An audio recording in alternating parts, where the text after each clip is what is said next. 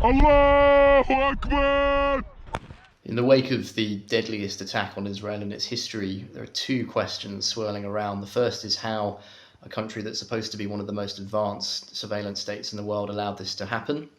And the other is, why did it happen? It's looking like a catastrophic failure by the Israeli security and intelligence services.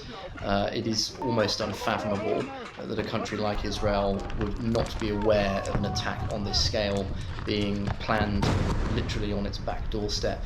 And considering the technology and the surveillance that Israel has at its disposal, not just in terms of the drones that patrol Gaza, but also the fact that Israel has total control over what comes in and out of Gaza in terms of a blockade, along with Egypt, it really raises serious questions as to why no one saw this coming.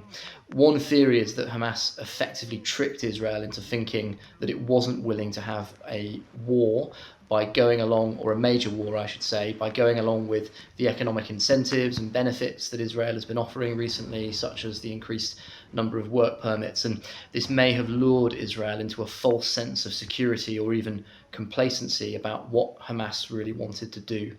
The second question is why Hamas did this. It wanted to humiliate and traumatize Israel on a massive scale. It may have been to reassert itself as a major influencer, as it were, in the Middle East. There were at least ongoing normalization talks between Saudi Arabia and Israel.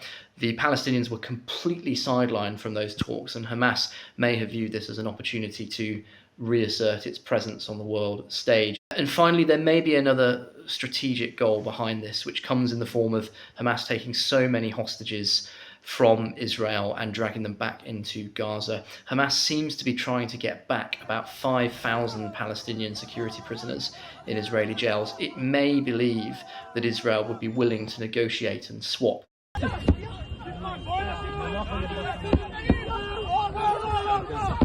700 dead Israelis in a single day, and I've used this word before, I'll use it again, is almost unfathomable. And there will be such an enormous desire, an enormous burning desire among the Israeli public to take revenge for that attack. And the consequences of this attack, as a result, will probably be felt for decades.